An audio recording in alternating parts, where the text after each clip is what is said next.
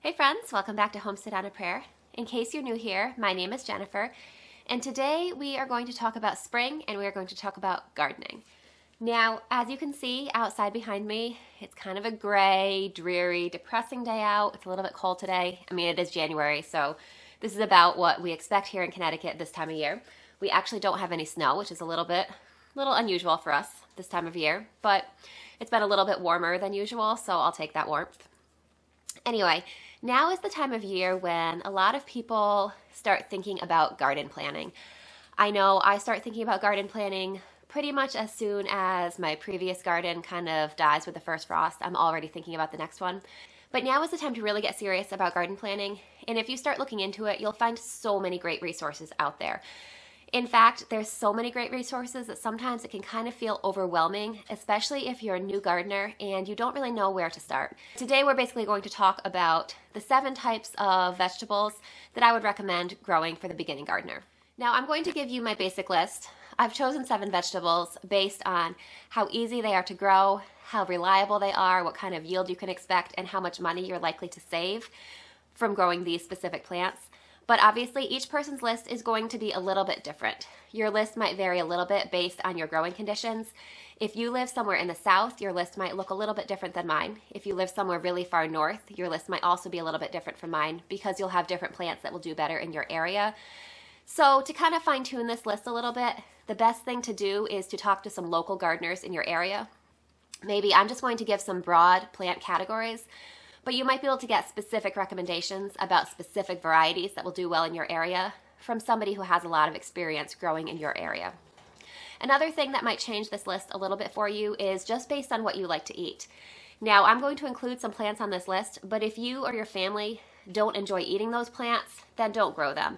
Even if it's something that is easy to grow and likely to yield reliably, it's not going to bring you any joy to grow something, even if it does well, if you don't want to eat it. And most likely what's going to happen are those vegetables are going to end up going to waste. All your effort will be kind of in vain. So you want to tweak your list a little bit based on what you actually like to grow. You want to grow something that you're going to be excited to harvest, because honestly, gardening can be a lot of work sometimes. And what's going to motivate you to get through that work is just the excitement of being able to grow something that you're really excited to harvest. All right, so let's jump into the 7 plants that I would recommend for the beginning vegetable gardener. So the first plant that I would recommend for the beginning gardener, and this is actually what I started with myself, is herbs. Now there are so many herbs out there. Herbs overall are very easy to grow. They're going to yield reliably. They're going to save you a ton of money. If you look at how much it costs at the grocery store for just a little packet of herbs, some of those little like clamshell plastic packets can be like $3 or $4 or even more dollars. You can easily grow them and save a lot of money. Now many of these herbs are also going to be perennials. Basically, a perennial means that it's a plant that's going to survive the winter and come back year after year. Now, you're going to want to look into which plants are perennial in your area, but a lot of the herbs that I'm about to mention are going to be perennial, even in very cold climates. So chives are a great option, thyme is a great option, sage, oregano, mint. All of those plants are great options that will be perennial in a lot of areas and come back really easily for you. Now, some of them, like mint, you do want to be careful because mint can be a very aggressive spreader. So most people recommend to grow mint in a pot. That way it's not going to take over areas that you want to later be able to grow something else in. But what I did when I first got started with those herbs is I just went to my local nursery. I bought like a small little pot of thyme, sage, oregano, chives. So I don't remember, I think it was like $1.50 or $2 each. I stuck them in the ground. I gave them very little care. And those plants come back year after year after year. And I've definitely gotten my money's worth out of those herbs. I've harvested way more than what the original plant actually cost me. So another great option is rosemary. Rosemary is not a perennial in my area. So you can do one of 2 things if you're growing an herb like that that's not a perennial in your area. Sometimes I grow rosemary outside, just knowing that it's going to die in the winter and I'll have to buy a new plant in the spring. Sometimes I'll plant it in a pot and just plan to bring it in my house for the winter. I actually have rosemary in my house right now behind me. So that's how I like to grow rosemary. Now there's other herbs that are grown just as annuals. Parsley, for example, basil, dill. Dill's a little bit trickier for me. If you're in a different area of the country, you may have better success with dill. But basil and parsley do really well reliably for me. So those are great plants to start with. Any of those will really just add some real flavor to your cooking. They'll save you a lot of money. They're really easy and rewarding to grow. And if you start researching the medicinal properties, many of those herbs can be used medicinally as well. So those are just all around great plants to start with. So the second plant that I like to recommend to the beginning vegetable gardener is lettuce. Lettuce is so easy to grow, and that's another one that can save you so much money. I mean, if you go down to the store, you buy a head of lettuce, or you buy one of those plastic clamshell packages of lettuce, it's gonna run you a few dollars even if you don't buy organic. And if you buy organic, it's obviously going to be that much more. That's one of those vegetables that you're kind of periodically hearing about shortages on, and so it's nice to just have that reliable harvest right out in your yard. Now, lettuce is about as easy to grow as a vegetable can be. I prepare my soil. I just kind of sprinkle some seeds in the soil and it comes up. You just keep it watered and harvested, and that's pretty much all there is to it. You can start it inside if you want an earlier harvest, but you definitely don't have to. So I do a little bit of both, but for the most part, I just sprinkle lettuce seeds out in my garden and let them grow. It's so easy and you will save so much money. Another benefit of growing your own lettuce is that there are so many amazing varieties to choose from. You can even, if you're not sure where to start, just get a mixed packet of lettuce. You can sprinkle it in your garden, and then you're gonna have a whole mixed garden of greens come up. It's so easy and so rewarding. So definitely, if you're new to vegetable gardening, grow some lettuce. Now, the third plant that I like to recommend to the beginning vegetable gardener is garlic. Now, garlic is a little bit different than the others. It's a little bit seasonal. In my area, I live in Connecticut, garlic actually does best if you plant it in the fall. So I usually plant my garlic sometime in October or November, and then I'm going to harvest it the following summer. So I planted my garlic a few months ago. I'll be harvesting it this summer. But while it is not right now, at the time that I'm filming this video, it's not right now the right time to plant garlic. It is the right time to be thinking about it so that you can be kind of planning ahead. And then sometime over the summer, you can go ahead and order seed garlic, or you could buy some garlic heads from a local farmer's market, something like that, just to get ready to plant for next fall. The reasons that I love to grow garlic, it's so easy. It's one of the easiest vegetables that I grow. Basically, no pests have ever bothered my garlic. In fact, a lot of times people use garlic around their other plants to repel pests. So I've never had anything disturb my garlic. It's very easy, it's very reliable, it requires very little maintenance. And one of the things I really love about garlic is that when you harvest it, it's going to last so long for you. So I harvest it in the summer. I have garlic hanging in my garage right now that I harvested in July. Right now it's January when I'm filming this. I think it's going to be February by the time you actually see this video. But I still have garlic that's still in great shape. And so something about being able to just go into your basement or your garage in the middle of winter and just grab some vegetables that you grew yourself that summer, it's just something is so satisfying about that. It kind of takes a little bit of the bitter edge off of winter for me. Now, in some areas, and you may want to look into this depending on what area of the country you're in some areas, people do actually plant garlic in the spring. So you can definitely look into that. That's something to ask some local gardeners about. If you're interested in growing garlic and you want to try to plant it in the spring, then that would be a great thing to look into. Now, I think in Connecticut there are actually some people that plant garlic in the spring, but it does tend to do better if you plant it in the fall, so that's why I always plant mine in the fall. But garlic is a great plant to look into. Now, the fourth type of vegetable that I like to recommend for beginning vegetable gardeners are peas. I specifically grow snap peas. Snow peas are a great option too. I find that the yield with snap peas or snow peas is going to be quite a bit better than the yield with shelling peas, unless you have a really large area to devote to them. But peas are so easy to grow, they're so rewarding to grow, and there's very little effort involved. One other thing I really like about peas is that in my area, they are one of the earliest plants that you can plant. So in my area, it depends on the individual weather. Traditionally, they're planted around St. Patrick's Day, so about March 17th, which is pretty early. Some years in Connecticut, we still have snow on the ground then, and I can't plant them that early. But if we have a nice early spring, I'll go ahead and plant them in March. Even if our spring's a little bit on the later side, I can usually pretty much always get them in the ground by the beginning of April. Peas are very cold tolerant. They can handle some light frosts. And so getting them in the ground a little while before your last frost date is a great option. It's going to give you a really early harvest, and it's going to allow you to get in the garden that much earlier. Now, peas are really easy to grow. Basically, I don't buy started plants. I don't start seeds inside. All I do is I buy my little packet of seeds. I go outside and I just stick them in the dirt. I just plant them The one thing with peas that you do need to be aware of is that most varieties will need something to climb. So I plant my peas right along my garden fence. They just climb up the fence, and that gives them all the support they really need. So it's really easy. If you have a fence that you can plant them along, that's a great option. If not, you could set up a trellis in your garden. You could set up some chicken wire, some cattle panels, just any kind of thing that they can climb. They really like to climb. And then basically all you do, you just keep them watered. And when the peas appear, you just pick them. So easy. Pretty much a very low maintenance vegetable. Now, kind of in the same vein, the next vegetable variety that I'm going to recommend is beans. Now, beans they're related to peas actually. They're both legumes. They're very easy to grow, very reliable, very dependable.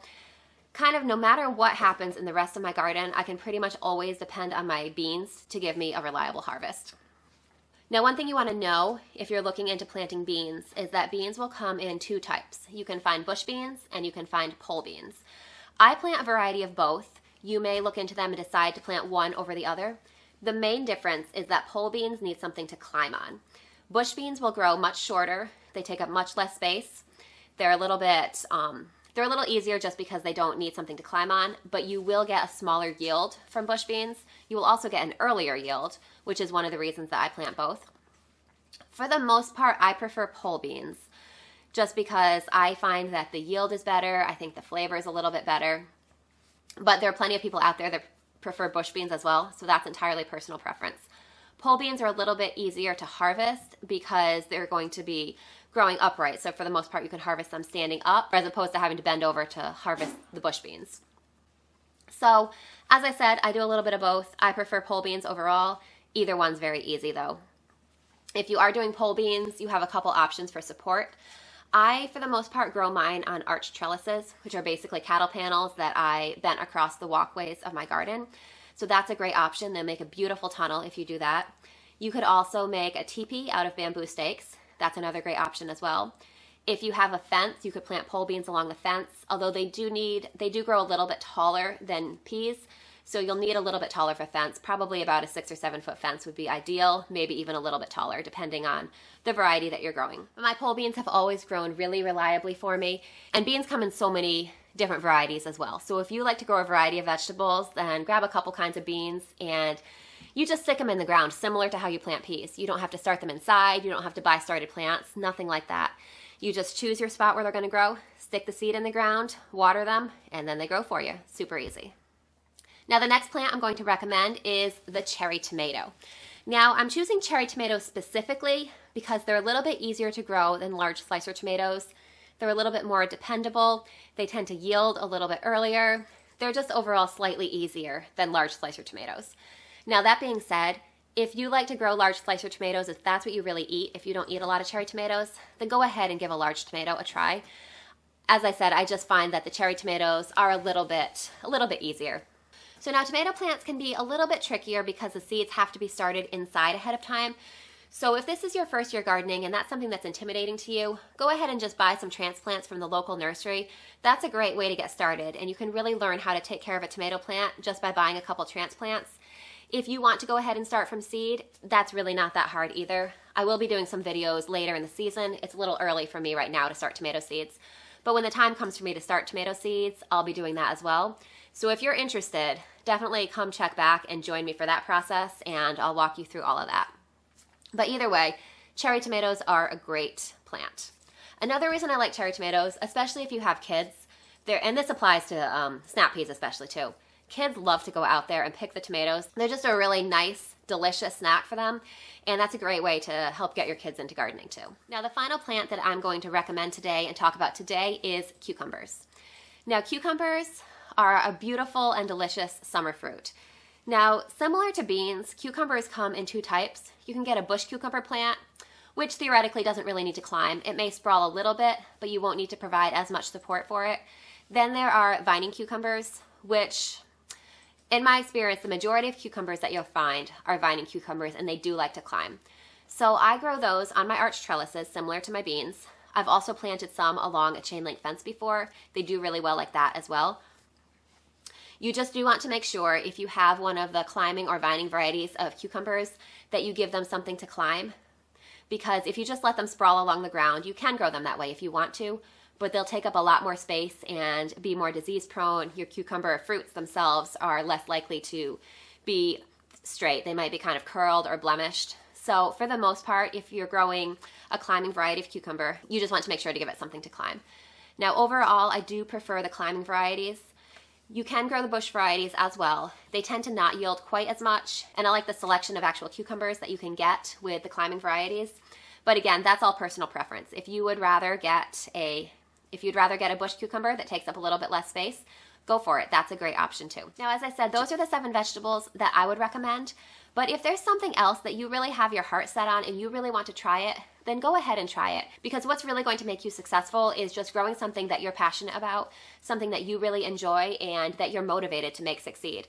So for example, if you saw my list and you're like, oh, I don't like beans, I don't like cucumbers, but I'm gonna grow them because they're easy to grow, you're not gonna be motivated to make those plants succeed. For example, I didn't mention peppers or broccoli because they're a little bit more challenging, but if that's what you really want to eat, if that's what you really enjoy and what you really wanna grow, then go for it. The worst thing that can happen is that it doesn't succeed, and then you've gained a little bit of knowledge for next year, and the next year it'll be all the more easier for you to grow. So as I said, this list is just kind of a starting point, a jumping off point, but don't feel bound to it at all. Just because something isn't on this list that I mentioned doesn't mean that you can't grow it as a beginning gardener. I just wanted to compile this list in case you're kind of overwhelmed by the varieties and just really looking for a place to start. So either way, what I have found by far the best way to learn how to garden is to garden. Now, I am one of those that kind of likes to research things a lot before I get into something, to really know what I'm doing and feel comfortable before I actually start. And you can learn a lot that way. There's nothing wrong with that. But what I have found is that I learn so much more through hands-on experience than I do through researching. So what I try to make myself do now, I should say, is I'll do the research ahead of time, but then I'll jump in and I'll learn so much more through hands-on growing. So I definitely encourage you to do the same. And don't be discouraged if something doesn't do well for you the very first time you grow it. I mean, you know how many times I failed at certain plants before finally figuring out how to grow them? It's just it's all a learning process, and the more you do it, the more comfortable you'll be with it, and the better you'll get at gardening. So most importantly, whatever you choose to grow, I definitely recommend that you grow something. So go ahead and give gardening a try this year, even if you only have a little patio. Now you can see everything on my deck is long dead. But you can see I have some pots out there. If that's all the space that you have, go ahead and throw a couple plants in those pots. You can make a little windowsill garden and plant lettuce in it. You can do a row of potted herbs inside on your windowsill. There's so many options, but the best way to learn how to garden is to actually do it. So I hope that this inspires you guys to get ready to garden, just to get your hands in the dirt and just to get planting. So I can't wait to go through this garden season with you guys. I'm really looking forward to starting seeds really soon, and I'm really looking forward to taking you guys along with me for the process. All right, I hope you guys are having a great day, and I'll see you soon. Bye guys, I'll see you next time.